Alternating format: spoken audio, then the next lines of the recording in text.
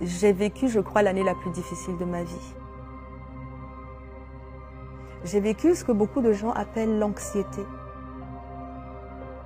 Je ne pouvais pas m'imaginer que c'est ce que je vivais à l'intérieur de moi.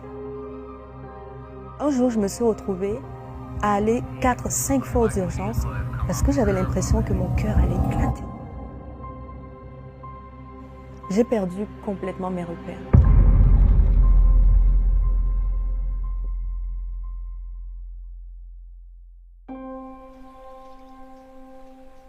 En 2022, j'ai vécu une année difficile, une année horrible. Vraiment, je me souviens que ça a été l'année la plus difficile de ma vie. En fait, je n'avais pas de répit, j'ai reçu beaucoup de coups. J'ai reçu des coups au niveau financier, au niveau de ma famille. J'avais beaucoup de mal dans ma santé, dans mon corps. Et les choses arrivaient avec une vitesse. Je n'arrivais pas à contrôler les événements, je n'arrivais pas à amorcer, à esquiver les coups. Et je me suis retrouvée complètement au bout du rouleau à un moment donné. Un beau matin du mois de mai, je me suis rendue à l'urgence et c'était la 5e fois que j'y allais dans la semaine. Et là, le médecin m'a dit non, Madame Osséné, il y a quelque chose qui ne va pas. En fait, qu'est-ce qui m'arrivait? Je me sentais faible. J'avais le cœur qui battait tout le temps. J'entendais des sifflements dans mes oreilles. Je voyais la réalité autour de moi bouger comme dans le film Matrix, si vous le connaissez. On a l'impression que les murs se déplacent pour nous engloutir. Quand je marchais dans les rues, j'avais l'impression que les arbres venaient pour m'enfermer. J'avais du mal à dormir, j'avais perdu l'appétit complètement, j'avais perdu beaucoup de poids en très peu de temps. Et je me demandais, mais qu'est-ce qui était en train de m'arriver? J'avais l'impression que j'étais en train de mourir en fait. Et je me suis rendue à l'urgence parce que je me suis dit qu'il fallait que les médecins s'occupent de moi. J'avais des enfants et je me voyais partir. Et surtout, je ne comprenais pas ce qui m'arrivait. Alors une fois arrivée là-bas, ils m'ont fait toutes sortes de tests. Ils me disent, on ne sait pas ce qui vous arrive en fait. Ma tension était très élevée, mais ils ne connaissaient pas l'origine de cette tension. Ils ne comprenaient pas pourquoi est-ce que j'avais le cœur qui battait la chamade. Et moi non plus, je ne comprenais pas. Et je me souviens même qu'un matin, j'étais en train de me préparer pour aller au travail et je me suis évanouie. Tellement la pression à l'intérieur de moi était forte, je me suis retrouvée par terre. Et quand je me levais le matin, j'avais l'impression que le sol se défilait sous mes pieds. Plusieurs fois, je pouvais prendre des heures le matin avant de sortir de mon lit parce que je n'arrivais plus à marcher. Ce que je peux dire, c'est que c'était une souffrance qui venait de l'intérieur, qu'on ne voyait pas à l'extérieur, mais elle était tellement handicapante, je me sentais complètement partir. Et je ne savais pas l'expliquer. Et personne ne comprenait ce que j'avais, ni moi-même. Et là, au bout de la 5e visite aux urgences, mon médecin m'a dit, écoutez, je vais aller lire votre dossier parce que ce n'est pas normal ce qui vous arrive. Alors il m'est revenu, il m'a dit, Madame Osséné, on va s'asseoir à côté, on va se parler. Je lui ai dit, ok. Il m'a dit, vous vivez de l'anxiété. J'avais jamais entendu ce mot-là, enfin si, dans les nouvelles, sur Internet, mais je ne savais pas ce que ça voulait dire en fait. Je connaissais la dépression, je savais ce que ça voulait dire, mais l'anxiété, j'avais aucune idée de ce que ça voulait dire. Et là, mon médecin m'annonce que je vivais une anxiété sévère. Mon choc était vraiment important parce que le mot sévère pour moi était grave en fait. Et comme j'étais déjà dans un état où je perdais mes moyens, je me suis dit, mince alors, qu'est-ce qui va m'arriver suite à ça? Alors, en lisant mon dossier, ce que le médecin a réalisé, c'est que dans la semaine qui avait suivi, j'avais vécu quelque chose de très difficile. J'avais eu un enfant qui était hospitalisé dans le même hôpital, d'ailleurs, et suite à une difficulté qu'elle avait vécue, ma fille, elle était internée pendant 3 semaines à l'hôpital. Mais une fois qu'elle est rentrée dans cet hôpital, moi, j'ai commencé à vivre toute cette anxiété, cette crise. Et l'anxiogène le plus difficile, le plus probant en fait, l'anxiogène le plus élevé, comme disait le médecin, c'est la perte d'un enfant. Et moi, ma fille, elle était entre la vie et la mort. On était en train de la perdre. Et donc le médecin m'a expliqué qu'il croit qu'à cause de cet événement principalement et de tout ce qui avait précédé, j'étais en train de vivre une anxiété sévère et maintenant chronique. Et là, devant le médecin qui me disait que j'avais une anxiété sévère, j'ai commencé à me demander, mais qu'est-ce qui s'est passé? Et j'ai recommencé à faire le fil dans ma tête de ce qui s'était déroulé les 9 mois précédents. Et c'est là que je me suis rendu compte que j'avais eu tellement de combats au niveau de ma famille. J'avais eu des défis avec mes enfants, je me sentais impuissante. Je n'avais pas le temps de réagir qu'un autre feu s'allumait. Je n'avais pas le temps d'éteindre qu'il y avait un autre feu qui s'allumait. Et de la même façon, dans mes finances aussi, j'ai vécu des vols, des gros vols, et il fallait que j'estompe tout ça. Au niveau de ma santé, aussi ça n'allait pas, parce que les médecins avaient diagnostiqué un cancer, et j'étais à ma 2e ou ma 3e biopsie. Je ne savais pas comment j'allais affronter tout ça. J'ai vécu aussi du harcèlement sur Internet. Quelqu'un m'a volé mon identité, et là, j'ai dû travailler avec la police. C'était des nuits où je passais sans dormir parce que j'étais anxieuse de toutes les images qui allaient sortir de moi sur Internet. Ça a été vraiment, vraiment des périodes très difficiles. Et pour finir, ma fille s'est retrouvée entre la vie et la mort à l'hôpital. Et là, le vase a débordé. J'ai eu l'impression qu'il y avait une bombe qui avait explosé à l'intérieur de moi. J'étais devenue hypersensible et c'est ça, l'anxiété. Alors tout d'un coup, je revisitais le contexte, je comprenais d'où j'étais partie, mais je me retrouvais devant un mur. Parce qu'au même moment où ma tête commençait à me communiquer les circonstances de la genèse de l'anxiété, le médecin était en train de me communiquer que je n'allais pas en guérir. Parce qu'il m'a dit, Madame Ossény, est-ce que vous comprenez ce que vous êtes en train de vivre? Je lui ai dit oui. Il m'a dit, j'ai une bonne et une mauvaise nouvelle. Il m'a dit, la bonne nouvelle, c'est qu'on comprend ce que vous vivez. Mais la mauvaise nouvelle, c'est que vous n'allez pas vous en sortir, on n'en guérit pas. Et là, c'était un autre choc pour moi. Je l'ai regardé droit dans les yeux et je lui ai dit, ça veut dire quoi? C'est comme si ma tête n'arrivait pas à encaisser ce qu'il venait de me dire. Il me dit non, on n'en guérit pas, mais on vit avec. Et là, je me suis dit, mais comment est-ce que je vais faire? Je l'ai regardé. Donc le médecin me disait qu'il fallait qu'on calme les symptômes. Il m'a dit, écoutez, Madame Ossény, vous êtes vraiment en souffrance en ce moment, il faut qu'on vous apaise. C'est la première chose qu'on va faire. On va vous donner des médicaments pour vous aider à aller mieux maintenant. Et ensuite, on va voir comment gérer votre quotidien. Mais il me disait quelque chose d'assez particulier. Il me disait, déjà, vous n'allez pas pouvoir continuer à travailler. Vous allez devoir changer votre rythme de vie. Vous allez devoir changer votre carrière. Parce que le degré d'anxiété que vous vivez ne peut pas cohabiter avec une vie quotidienne comme celle que vous aviez avant. Il va falloir que vous changiez complètement toute votre vie. Et j'étais vraiment en état de choc. Je me suis dit, mais ça ne va jamais s'arrêter en fait. Et comme j'étais tellement éprouvée à l'intérieur de moi, je me suis dit, ok, je vais commencer par les médicaments pour aller mieux déjà tout de suite. Alors j'ai été à la pharmacie et j'ai pris ces comprimés. Mais au bout de 4 jours, ça ne s'apaisait pas. Et je me suis retrouvée encore à l'urgence. Et là, il m'a rappelé que ça ne se guérissait pas, mais que ça pouvait s'estomper. Avec les médicaments, je me sentais engourdie. J'avais l'impression que je ne me retrouvais même plus à l'intérieur. Je perdais le contact avec moi-même encore plus. Et là, le médecin me disait encore, non, vous devez les prendre, vous n'allez pas guérir, mais ça va s'améliorer. Et là, je me suis dit non. Si le médecin n'est pas capable de me guérir, je vais aller voir celui qui est capable, il s'appelle Dieu.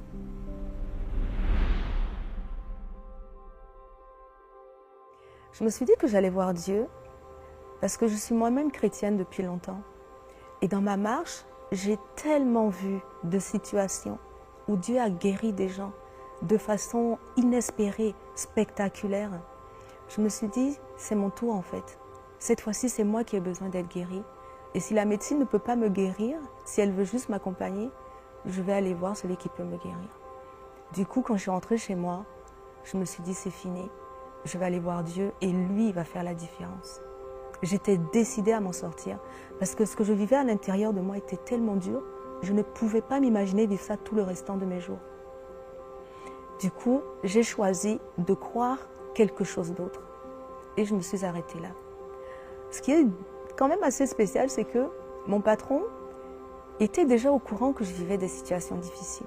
Et ce jour-là, il m'avait appelé, il m'avait dit « Chamine, comment ça va ?» Et là, j'ai saisi l'occasion, je lui ai dit, justement, j'allais t'appeler parce que j'ai besoin de m'arrêter. Au point où je suis rendue dans ma santé, j'ai besoin de m'arrêter et de prendre du recul pour guérir. Et donc, j'avais besoin de prendre un off au travail, 2 semaines d'arrêt complet où j'allais, dans mon cœur, je savais que j'allais aller voir Dieu. Je savais que j'allais commencer un combat d'une nature différente pour ma guérison. Mais j'avais besoin de m'arrêter complètement. Et j'en ai partagé à mon patron, il était tout à fait d'accord et il m'a donné mon congé.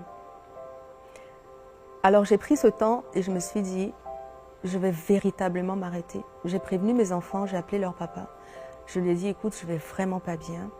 Il faut que je passe du temps pour retrouver ma santé. Il faut que je me concentre sur moi-même. Et c'était vraiment ça parce que à l'intérieur de moi, la bombe avait explosé.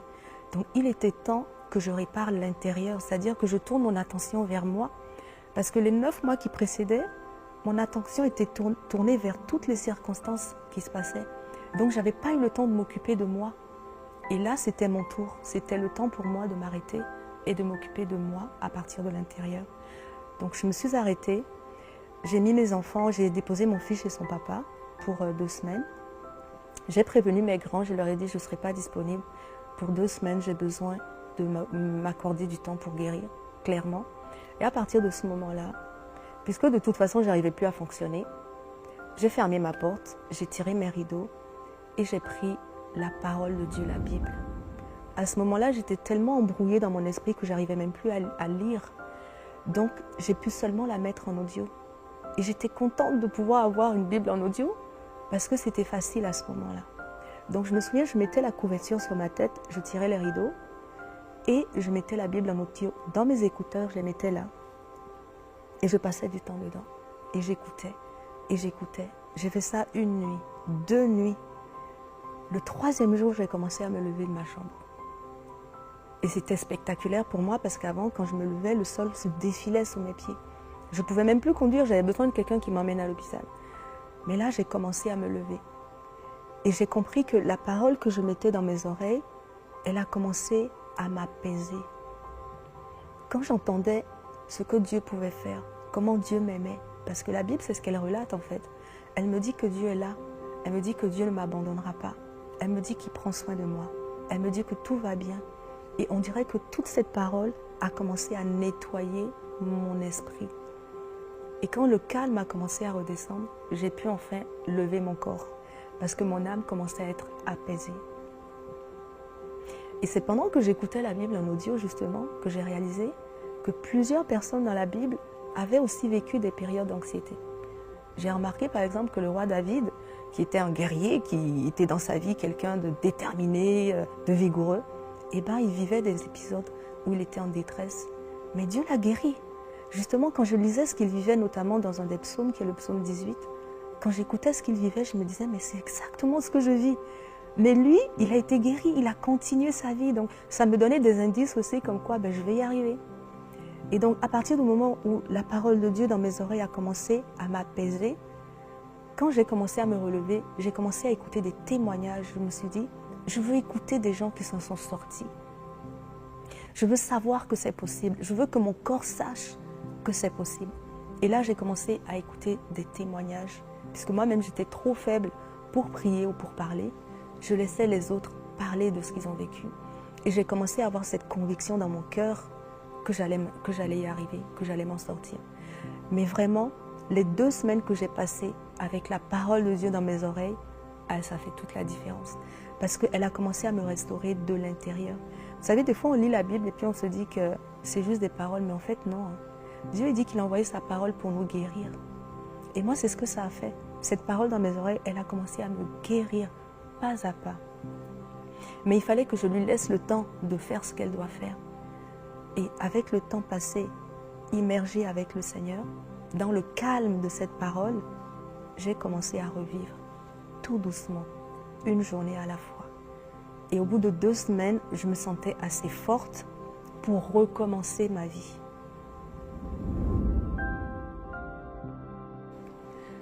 Alors, au bout de 2 semaines, j'ai pu constater que ma guérison était bien enclenchée parce que j'allais déjà mieux à l'intérieur. La parole de Dieu avait commencé à restaurer mon âme. Mais il est écrit aussi, le Seigneur, il nous dit qu'il nous guérit. Il dit, venez à moi, vous tous qui êtes chargés, je vais vous donner du repos. Moi, j'expérimentais le repos de Dieu. Mais il dit aussi, je vais vous communiquer mes instructions. Et ça, c'était la deuxième partie de ma guérison. Mon âme était guérie, mais mon corps avait besoin de recommencer à vivre. Mon corps avait besoin d'être transformé, de revivre. Et là-dessus, c'est aussi le Seigneur qui m'a aidée, parce qu'il m'a donné des instructions précises sur mon alimentation, ma routine de sommeil, ma routine de sport, la gestion de mes émotions. Moi, je ne savais pas que je devais revoir tout ça. Mais quand j'ai été guérie dans mon âme, je me suis dit, Seigneur, maintenant je suis prête à recommencer ma vie. Qu'est-ce que tu en penses? Quel est le prochain pas que je dois faire? Est-ce que je vais travailler sur l'alimentation ou le sommeil? Est-ce que je vais...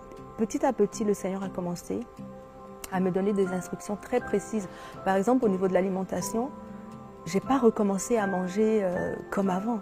J'ai réintroduit des aliments progressivement. Parce que par exemple, le gluten, quand je prenais du blé ou des pâtes, je sentais l'intérieur de mon corps brasser comme jamais. Donc j'ai compris que je devais y aller doucement, tout doucement, réintroduire les légumes, ensuite progressivement les protéines. Bref, c'était pas à pas. Et je prenais des notes chaque jour, le Seigneur me déposait des instructions précises. J'ai changé ma façon de faire du sport. Avant, j'allais à la gym tout le temps. Là, j'ai commencé à marcher. J'ai appris à respirer. J'ai appris à travailler en profondeur, mes muscles plutôt qu'en surface. C'est toutes des choses que j'ai réappris en fait. Après, j'ai appris à travailler les émotions. J'ai réalisé que j'avais une mauvaise gestion du stress et qu'il fallait que j'apprenne à le gérer différemment. J'ai appris aussi que je ne me donnais pas assez de temps de répit, que je sautais d'une chose à l'autre sans prendre le temps, moi, à l'intérieur, d'être bien. Et je crois qu'on doit prendre soin de notre esprit, de notre corps et de notre âme. C'est important de s'arrêter, de prendre soin de soi-même à l'intérieur. Et ça, moi, j'ai dû le réapprendre. J'ai appris aussi qu'à force de recevoir des coups, j'avais de moins en moins confiance en moi. Parce que je me disais que je me sentais impuissante par rapport à ce qui m'arrivait. Du coup, j'ai perdu confiance en moi, j'ai perdu confiance en général. Et c'est là que j'ai perdu pied. Donc, il a fallu que je réapprenne à me faire confiance et avoir confiance dans le Seigneur et avoir confiance que la vie qui était devant moi serait une bonne vie en fait. Ça a été vraiment une longue marche. Mais toutes les instructions que le Seigneur me donnait ont fonctionné.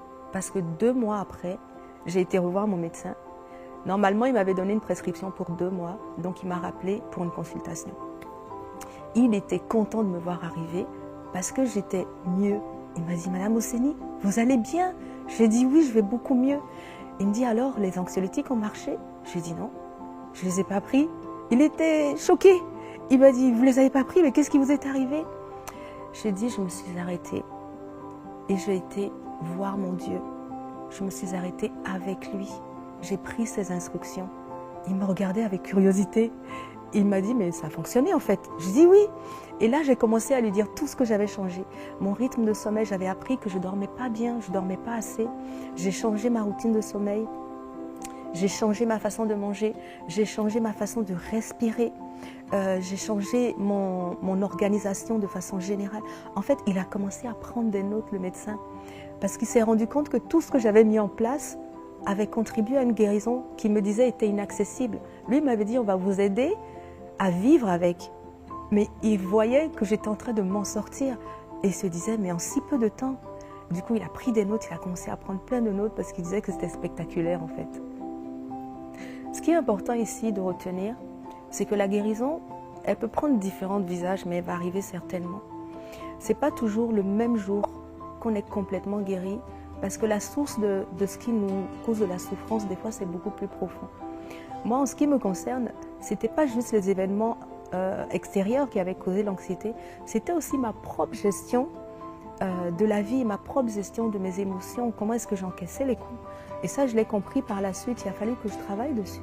Il a fallu que je me pardonne à moi-même, que je m'accepte comme je suis, que je me pardonne de ne pas arriver à faire tout ce que je veux. C'est correct. Tant que Dieu est avec moi, tout allait bien. Il a fallu que je réapprenne à me faire confiance aussi et que j'apprenne à traiter mes émotions différemment, à m'accorder à moi-même de l'importance. En tout cas, j'ai travaillé sur différents fronts. Ça a pris du temps, mais aujourd'hui, je peux dire 2 ans après, ça fait 1 an et demi à peu près, mais je peux dire que je suis une personne transformée. Aujourd'hui, j'ai beaucoup plus de paix en moi. J'ai une meilleure routine. Et surtout, j'ai aidé beaucoup de gens qui ont subi aussi de l'anxiété. Je ne savais pas qu'autant de personnes vivaient l'anxiété. Et pour avoir vécu une délivrance complète de ça, je sais que c'est possible. Et si c'est votre cas aujourd'hui, vous pouvez vous accrocher à Dieu. Parce que là où l'homme dit qu'on ne peut pas s'en sortir, Dieu dit autre chose. Lui, il a un autre verdict, il a un autre processus. Et moi, dans mon cas, j'ai mis sa volonté au-dessus de la volonté des hommes. J'ai mis sa compréhension au-dessus de la compréhension des hommes. J'ai mis sa solution au-dessus de la solution des hommes. Et ça a fonctionné pour moi. Ça a fonctionné. À partir d'aujourd'hui, je sais que Dieu sera toujours avec moi. Je l'ai vu me prendre d'un endroit où j'étais seule et isolée. Dans cet endroit où je me sentais dans un trou perdu, il était là avec moi. Non seulement il était là, mais il m'a tiré du fond, il m'a emmené jusqu'en haut. Donc je sais qu'il n'a aucune limite en fait. Il sera avec moi dans toutes les saisons de ma vie. Et il n'a pas honte de mes chaînes. Moi, dans cette période de ma vie, j'étais oppressée par la peur. J'étais victime en fait de la peur et du manque de confiance en l'avenir et tout. Mais Dieu n'a pas eu honte de ça, il ne m'a pas jugé, il ne m'a pas condamné. Au contraire, il est venu me guérir. Il est venu mettre le doigt sur comment est-ce que toutes ces peurs sont nées, d'où est-ce que ça a commencé et comment sortir de là. Il m'a restauré, il m'a, je dirais, vous savez, quand on fait des mises à jour dans un téléphone, ça lui donne plus de performance. C'est ce que Dieu a fait avec moi en fait. Il a fait une mise à jour. Ça a pris du temps, je lui ai accordé du temps, il a fait une mise à jour et aujourd'hui, je me sens en pleine performance là. Je sais que je suis capable et avec Dieu, je vais y arriver chaque jour.